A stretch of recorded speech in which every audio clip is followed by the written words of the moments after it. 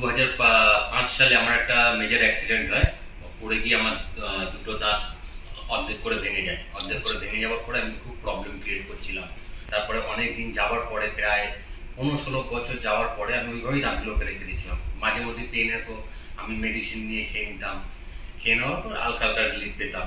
হঠাৎ ডক্টর বিজিত সরকারের সঙ্গে আমার পরিচয় হয়। ডক্টর বিজিত সরকারের সঙ্গে পরিচিত হওয়ার পরে ওনাকে বললাম, "দাদা আমার এই প্রবলেম হচ্ছে, এরকম 2005 সালের প্রবলেম, আজকে 2024 হয়ে গেছে, এতে আমার প্রচুর প্রবলেম ক্রিয়েট হচ্ছে, আমি তো কিছু বুঝতে পারছি না কীভাবে ট্রিটমেন্ট করবো।" তো দাদাকে আমি দেখেছি নানান রকমভাবে ট্রিটমেন্ট করতে, এখানে বসে থাকে নানান রকমভাবে দেখেছি ভালো ট্রিটমেন্ট করতে। তো একদিন দাদার সঙ্গে বললাম, "দাদা তাহলে আপনি আমার দাঁতগুলো তো ভালো করে ট্রিটমেন্ট করতে পারেন, তো দেখুন না।" দাদা বললো, "হ্যাঁ কোনো অসুবিধা নেই, তুমি যদি চাও আমি তোমার ট্রিটমেন্ট করতে পারি।"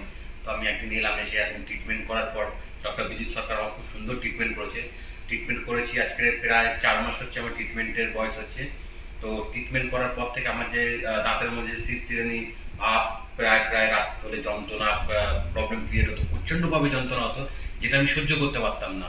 বাট এই ডক্টর বিজিত সরকার যখন আমার এই ইমপ্ল্যান্টটা লাগিয়ে দেওয়ার পর ভালো করে রুট ক্যানেল করে পরিষ্কার করে জায়গাটাকে আমাকে করে দিয়েছে, ট্রিটমেন্ট করে দিয়েছে, এখন আমি খুব ভালো আছি।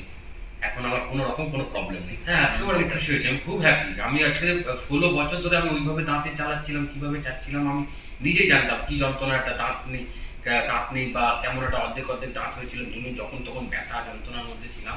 ডক্টর বিজিত সরকার আমার খুব ভালো ট্রিটমেন্ট করেছে। এত সুন্দর ট্রিটমেন্ট আমি পাবো আমি বুঝে উঠতে পারিনি। আমি অনেককে রেফার করেছি, যারা এসছে এখানে দেখেও গেছে অনেকজনা, বলেছে না খুব ভালো ডক্টর।